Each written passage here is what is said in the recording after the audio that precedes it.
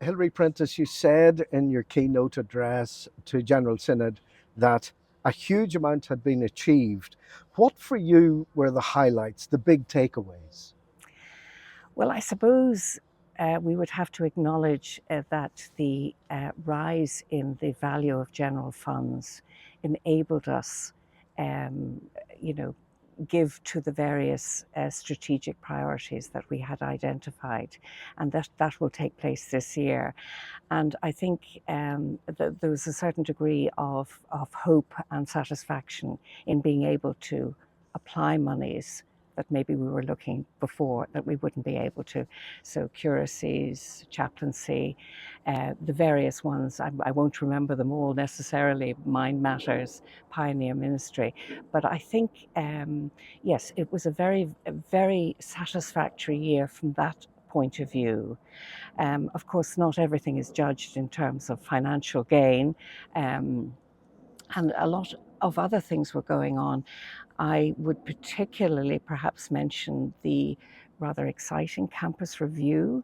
As most people may know, there's a very large site adjacent to the RCB offices in Church House, and the former CICE, that's the former Church of Ireland Education Trust, and that is a substantial acreage. And then, of course, there's CITI, the Theological College over in Braemore Park.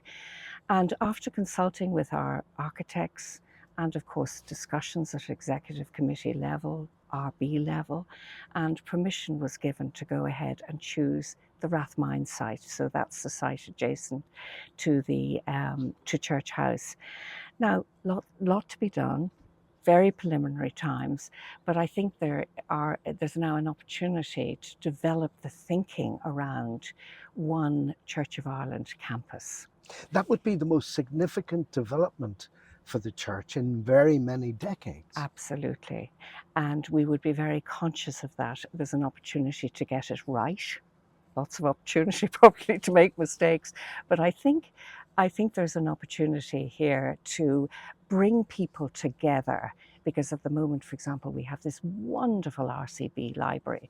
I mean, it is a jewel in our crown, and yet the building itself is not fit for purpose in terms of archival storage.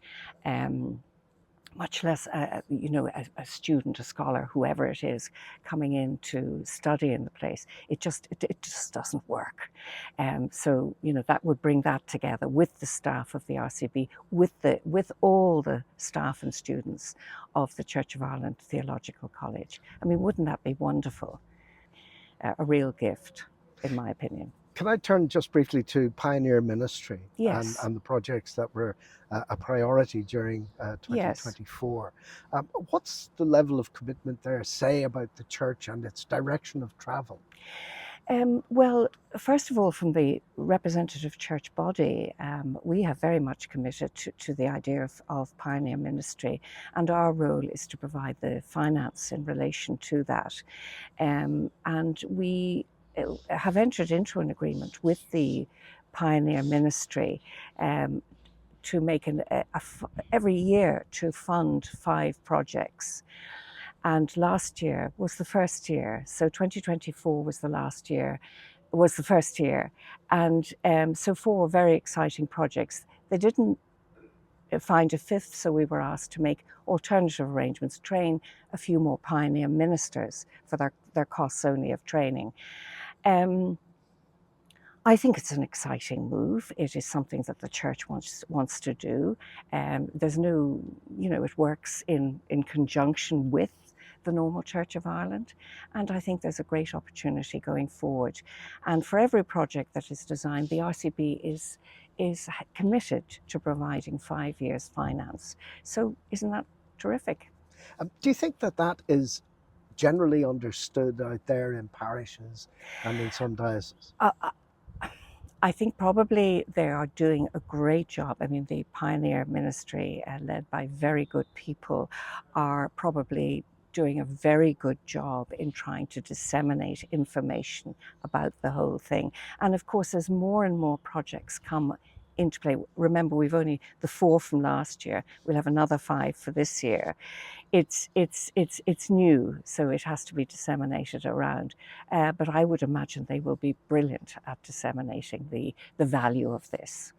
From your own perspective, you're the first lady to chair this august body. What are your big impressions from the year that you've just had? Well, just to clarify, I'm chair of the executive committee, and yes, it's a great honour to be chair. Just simplistically, um, it is. I'm delighted personally that we now have a woman chair, because I think it's terribly important. And in fact, I was the only woman when I joined the executive, on the executive, not talking about being chair, and that is all changing. And I think we are very keen to reflect diversity on the executive, not just gender balance is one form of diversity, but there's also age, there's also creed. Well, perhaps creed is a difficult one in Church of Ireland context, but colour, race, ethnicity, all the various terms that we use. I think that's what we need. We have it in the body of the church. We need to get it up there around the table.